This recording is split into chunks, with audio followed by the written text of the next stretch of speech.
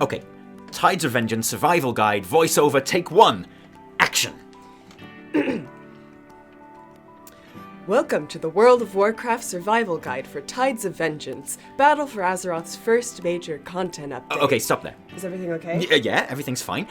Can you do it again, but this time, can you make it a little bit louder? Louder. Yeah, could you make it a bit more like you're shouting? Okay. Yeah, sure. I was playing on my shaman the other day, and something happened that totally made me want to shout, so I think I can do that. Welcome to the World of Warcraft Survival Guide No, okay, I'm not sure I made myself clear.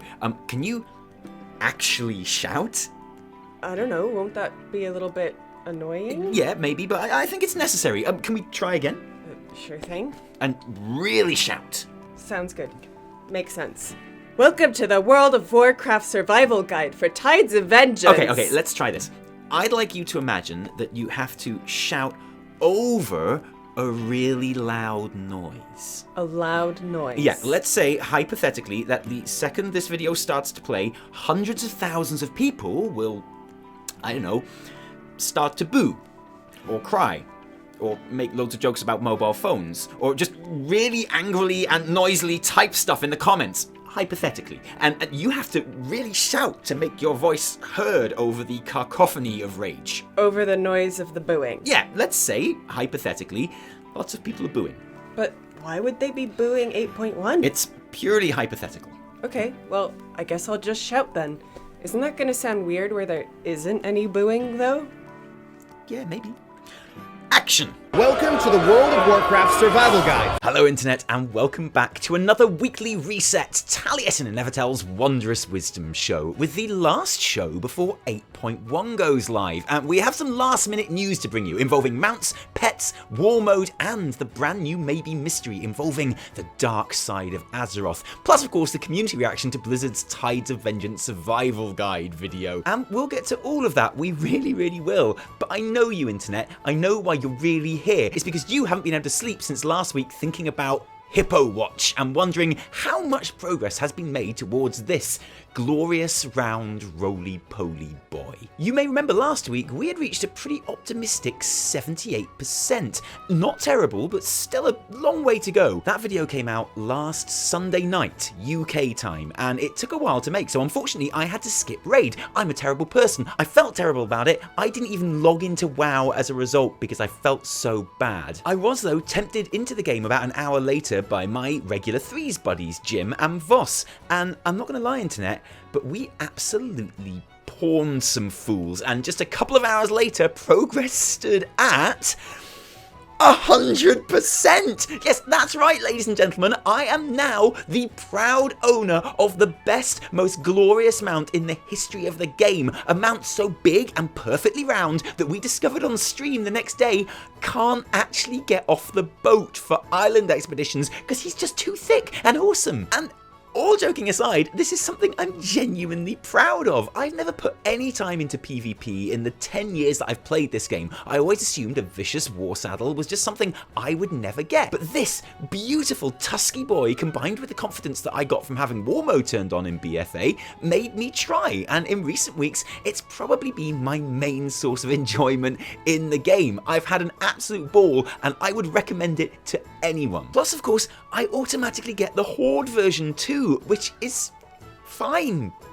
It's fine, you know, it's fine, isn't it? But don't forget that if you've earned this mount on your Horde character, you also have the Hippo on any Alliance ults, so you win too. So yes, this is an extended Hippo Watch this week, because it's the last one. Hippo Watch 2018 is officially over, and I couldn't be happier. We called him Maurice, by the way, just so you know. But anyway, on to the big news, and with 8.1 ready to drop like a New Year's ball, and look, I don't actually know if that's an accurate description, because we don't have New Year's balls in Britain, okay? Because we don't need it, because we've got a massive shitting clock. But I get that Americans have a ball, and I assume that the ball drops at midnight for New Year, which is a bit weird. I think that's what I've seen somewhere, although it's possible I'm thinking of something else, and if that's the case, I'm genuinely really sorry, but it's kind of your own fault. And anyway, it's a rubbish comparison anyway, because 8.1 will be dropping like a New Year's ball if the New Year's ball dropped halfway down at midnight on New Year's Eve and then dropped the rest of the way down some 5 weeks later, because that's what Tides of Vengeance will be doing. Next reset will see class changes, the first chapter of the war campaign, island expeditions, invasion assaults, Paragon rewards, the Darkshore Warfront, although I've got a terrible sneaky suspicion that won't actually be day one, but will open a few days after, and I might be wrong, but I'm just getting a weird vibe off those blue posts with that, and all of the reputation and leveling experience, quality of life stuff, before the raid, azerite changes, and the rest of Season 2 will be following on January the 22nd. January the 23rd in the EU, which is a day I'm bound to remember because it's my birthday. I don't remember having a WoW patch dropping on my birthday before, but it was totally worth the wait because it just so happens I get the best patch ever for my birthday. Thanks, Blizz. And I want you to know that I do definitely think 8.1 is the best patch ever, and not just because it drops on my birthday, okay? And hey, don't take my word for it. Look at the excitement and the buzz around the community right now. Like, for example, when Blizz released their now customary patch survival guide on YouTube, an event which players and creators alike wait for with bated breath. Creators, because they have a ton of cool new images to steal and use as background footage, and everyone else, because it gives them an opportunity to get proper hype, a chance to talk about the new features, look forward to new content, and just generally share in the collective glow of a community ready to celebrate a new installment in their favourite. No, it was a shit show. Obviously. Shame on you, Blizzard. Dead game feels bad, man. Delete BfA. A patch so bad they need a survival guide not to commit suicide. What they really need is a slumber prevention guide. Wait, that's all? This has to be worse than 6.1. Okay, wait. We'll get onto a serious discussion on this in a moment, but worse than 6.1? I think we need to nip this shit in the bud straight off the bat, because honestly, say what you like about BfA and Tides of Vengeance, and we will, but under no objective measurement is this worse than 6.1. The patch that came 3 months into Warlords of Draenor and introduced a Khadgar quest, some garrison improvements, some flight path changes, new heirlooms, new Blood Elf models, Twitter integration for the new selfie cam, and nothing else. Oh, sorry, it was time gated. A month later, we got WoW tokens. A patch that was shit enough anyway until you realised that was it. This was your new content for 4 months when 6.2 released. Oh no, sorry, my mistake, because in May, there was a storm out, which, as you can imagine, went down a storm. So, no, not worse than 6.1, sorry. But something is wrong here, clearly, with BfA, 8.1, and the community perception of it. The survival guide video has been totally, I want to say review bombed, but that's not right. I maybe want to say dislike bombed, but that just sounds kind of stupid. But look, it's got a ridiculously negative like to dislike ratio, and as a YouTuber, believe me, that's really hard to do. Even our most controversial and unpopular videos never even get close to having more dislikes than likes. A video of a woman kicking a puppy can't get a negative ratio. A video of literally nails on a chalkboard can't get a negative ratio. The 6.1 survival guide video got a bit closer, but even that piece of shit couldn't get a negative ratio, and yet Tides of Vengeance can. So why? Why is there such a community backlash against this patch? A backlash that feels almost gleeful in a way. We can maybe get an idea by comparing Tides of Vengeance to other 0.1 patches, something we've already done with 6.1, where I think we can all agree that it compares very well, but that's probably not fair. It's like saying your mum's new boyfriend is great just because the last person she dated was Bill Cosby. Let's give it a sterner test. How does 8.1 compare to 7.1? And this might not be fair either, because 7.1 was extra specially loved. It arrived at a moment of pure player base euphoria, but let's do it anyway. In the cycle of the expansion, 7.1 came around 2 months earlier than 8.1, which is massive. Can you imagine if Tides of Vengeance had hit 2 months ago and how welcome a lot of this stuff would have been? And Blizzard know that too. Ian apologised for how long 8.1 was going to take at BlizzCon. And then there's the content that came with it. And in many ways, Tides of Vengeance compares very favourably here. Having played them both, I genuinely think the new Horde and Alliance war campaigns are better than the Suramar Insurrection questline. 7.1 had no new Warfront or Island expeditions or Heritage Armor quests, and their version of Invasions didn't come until much later. But here's where it wins, because as well as Karazhan, a mythic mega dungeon which was more like a 5-man raid, there was also the Trial of Valor mini raid, which was really hard and really cool. Nighthold didn't actually come until 7.15, but even then it was still over 3 weeks sooner in the cycle than Battle for Dazar'alor will be, and I think this is such a huge factor, because for all some people complain that they don't want the game focused around raids and dungeons, it certainly appears to me that those are the things that excite players the most when all is said and done, and it's easy to see why. Those are the things you team up with your friends and guildies for, those are the things which give the most exciting rewards, and those are the things that World of Warcraft does better than anyone else. And yes, I'm nailing my colours to that mast, no one does raids better than WoW. And including those things in a patch makes players so much more forgiving too. Like, however much of a mess or not you think BfA is, and no matter how late it is, 8.1 launches next week with a new dungeon and a 3-boss mini raid, and we are not having this conversation. We are talking about those things and being excited in a way that, with the best will in the world, no one is going to be about the Darkshore Warfront, even if, like me, you're quite looking forward to that. So I think the timing of the patch and the content of the patch does not compare well to its Legion counterpart, and because BfA is built so obviously on the foundations of Legion, it does invite those comparisons more than other expansions did. And then of course there's the underlying problems, the grating niggles that still aren't fixed, like the GCD changes, class issues with Shaman, and the Azerite armor. Stuff that wouldn't be such a problem if we had a new dungeon and mini raid to enjoy next week, but which would still be there. And this is a hard one to quantify the impact of, because there are always problems people have with the game that persist through patches and expansions. A quick scroll through archived forum threads from any year you choose will reveal that, but I think it's been enhanced on this occasion by a general feeling of anger at Blizzard and indeed big budget corporate video game publishers in general. And this is a huge discussion for another day, but let it be known, I am all about standing up and fighting the corporate power and looking after the little guy and taking no shit from big business, okay? I'm Welsh. I come from the land of miners' strikes and unions and never getting anything you didn't fight for. I'm totally down with all that shit. Sign me up. But there's no doubt that it's a very emotive and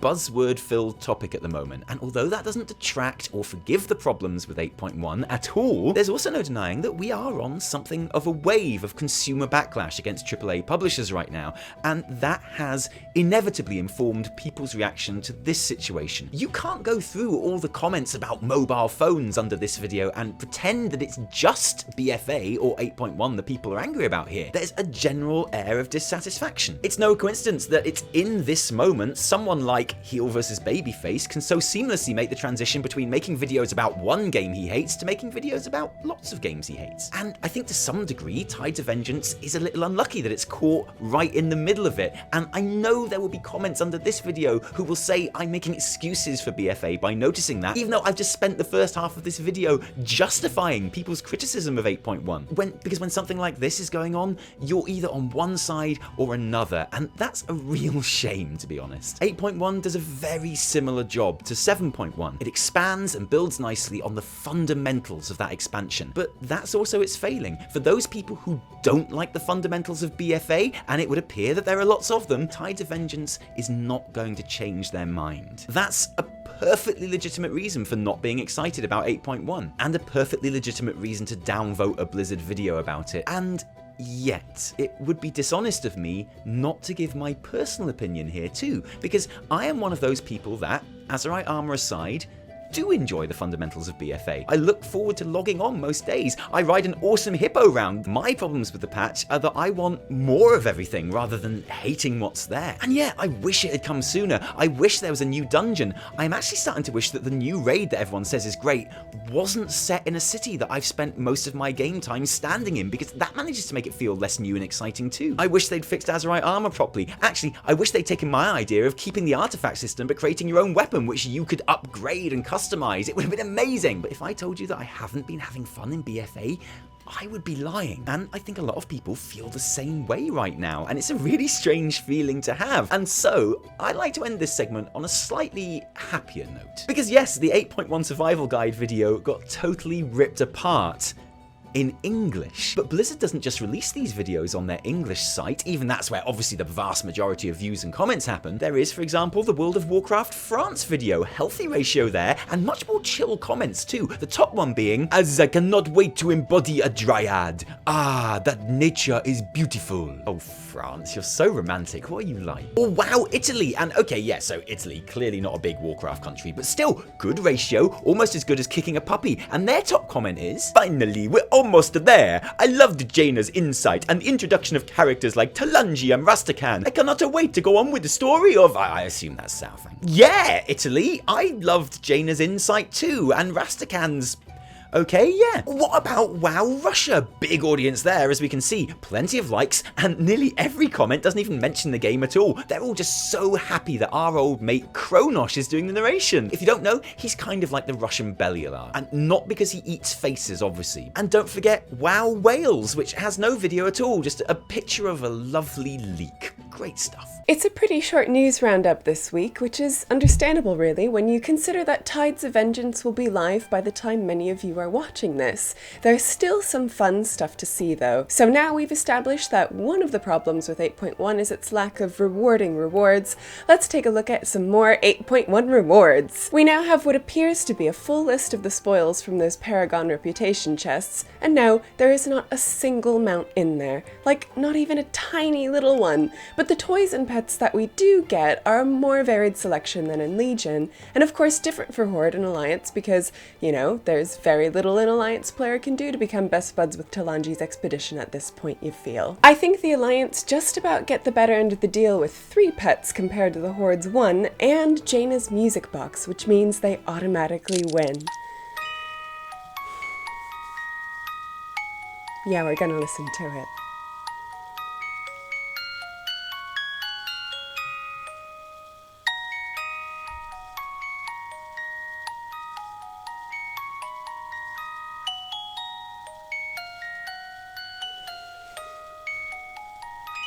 But then, on the other hand, the Horde do finally get a toy which is going to turn you into a blood troll, so swings and roundabouts. I'm actually pretty glad that there are no mounts on offer here, to be honest. It was a bit of a horror grind in Legion if you were determined to collect them all, but don't forget those Griffins and Pterosaurs that were data mined way back when, and which had flavored text strongly suggesting that they were going to be Paragon rewards. Who'd like to place a wager that these flying mounts might just find their way onto the loot table in 8.2 when flying is unlocked? Yeah, welcome back Paragon horror grind, my old friend. What I'd really like to see though is for a chance of, say, Horde rewards dropping from 7th Legion chests and Alliance rewards from honor-bound caches, so there's at least a chance you can collect everything if you only play on one side. And in 8.1 there's a whole new family of pets being added to the game for hunters. Blood beasts. Tenacity pets which you'll need the blood-soaked Tome of Dark Whispers to tame. We don't yet know where this item can be found, but it might as well have Nazmir written all over it in blood.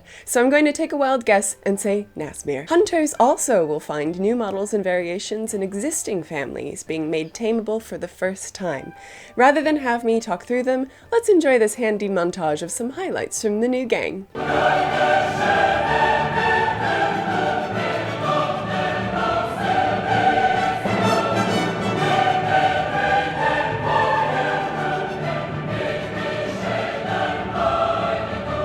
And yeah, I know what you're thinking, and rest assured, I'm thinking it too. Frogs. Big, round, bouncy, glorious frog boys. Sit tight there, frogs. I'll be seeing you real soon. Good news too for those of you who want to fight for your faction, but only when your faction vastly outnumbers the opposition and you'll definitely win, which is traditionally how I like to approach any fight. The Warmode toggle is being changed in 8.1 so that it can now be turned off in any rest area, although you'll still have to go to Stormwind or Orgrimmar to switch it on. So if you suddenly find yourself on the wrong side of a huge world PvP raiding party, it's a simple matter to just totally pussy out and get yourself to a nice safe non-war mode shard where, I don't know actually because I've never actually turned war mode off since it was introduced, but I assume Horde and Alliance sit around drinking tea together and settle their differences through reasoned debate just like on the internet. And I've got to admit, I think this is a horrible change. We were just singing the praises of Warmode last week, and I worry that this has potential to kill a system that lots of people really enjoy, deader than an Alliance holy priest trying to complete a Champions of Azeroth world quest in Zandalar. I hope I'm wrong, but if Blizz really are finding it difficult to balance faction populations and Warmode shards,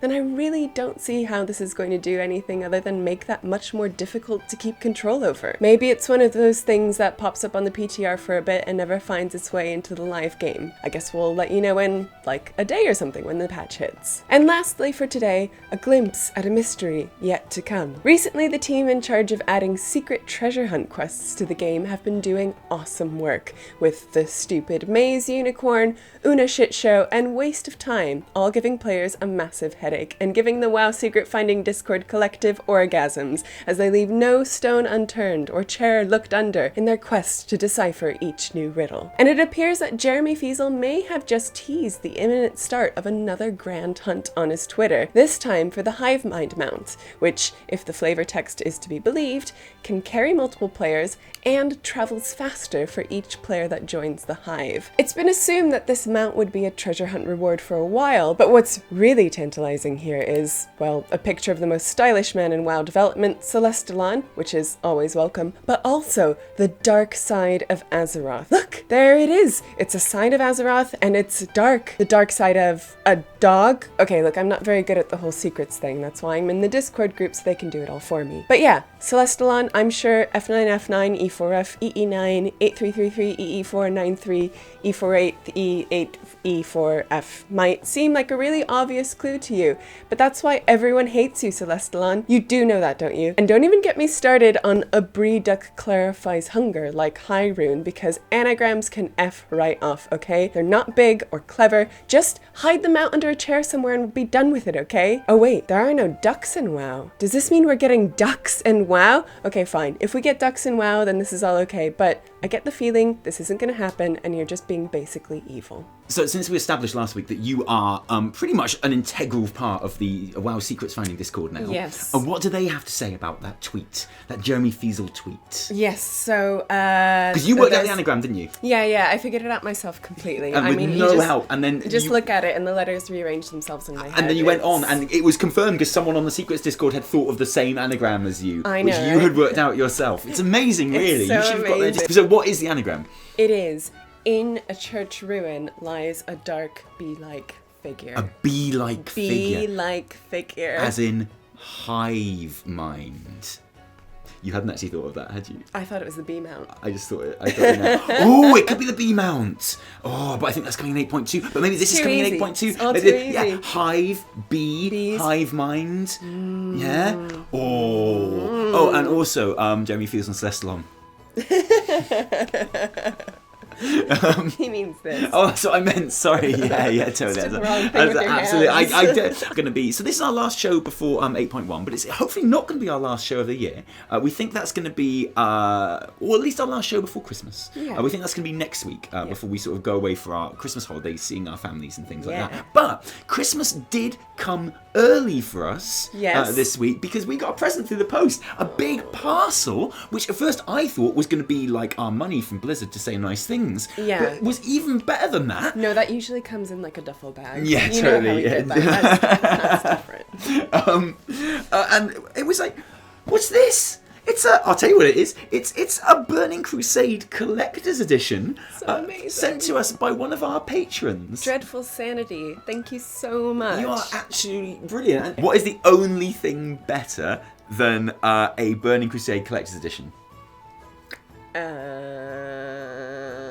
Things I can't say on the channel? What?